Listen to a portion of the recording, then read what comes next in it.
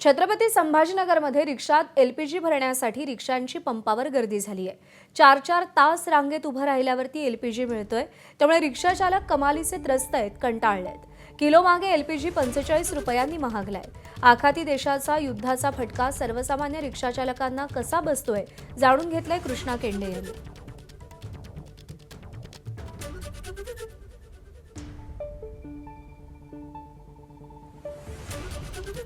तर 4-4 तास रांगेमध्ये उभं राहावं लागतंय, तेव्हाच रिक्षा चालकांना एलपीजी मिळतोय। किलो मागे एलपीजी 45 रुपयांनी महागलेला आहे आणि या सगळ्यामुळे रिक्षा चालक प्रचंड त्रस्त आहेत, कंटाळलेले आहेत। ही रिक्षाची रांग आपण पाहतोय। 4-4 तास या रांगेमध्ये रिक्षा चालकांना उभं राहावं लागतं एलपीजी मिळवण्यासाठी।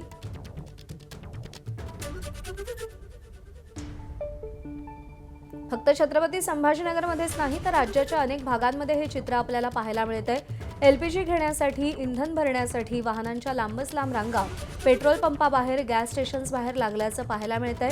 रिक्षा चालकांचा मोठा खोळंबा या सगळ्या प्रकारामुळे मात्र होताना आपल्याला पाहायला मिळतोय। आखाती युद्धाची मोठी झळ ही सर्वसामान्य नागरिकांना सध्या बसताना पाहायला मिळतेय।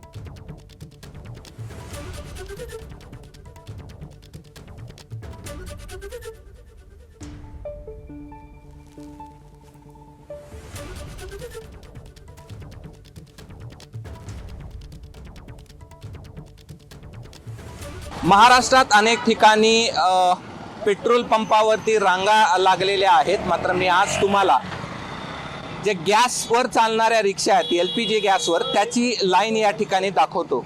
त्याची सुरुवात इथून होते आणि जवळपास 1 ते 1.5 किलोमीटरपर्यंत ही सगळी रिक्षाची रांग या ठिकाणी लागलेली आहे आणि सकाळी 7 वाजल्यापासून हे सगळे रिक्षा चालक एलपीजी गॅस भरण्यासाठी लाईनवर लागलेले आपल्याला पाहायला मिळतात।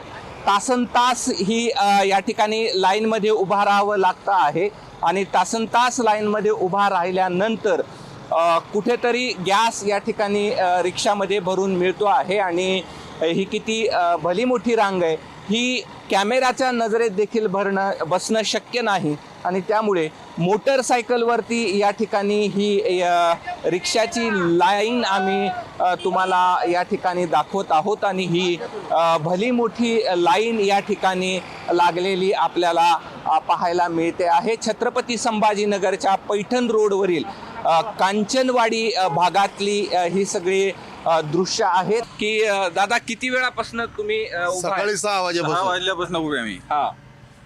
किती तास झाले? आता जवळपास 4 तास झालेत। 4 तासापासून आम्ही समजा 1 ते 1.5 किलोमीटरहून गाडी लोटत आणतोय। कॅमेरामन धनंजय दारुंटे सह मी कृष्णा केंडे, एबीपी माझा, छत्रपती संभाजीनगर। एबीपी माझा, उघडा डोळे बघा नीट।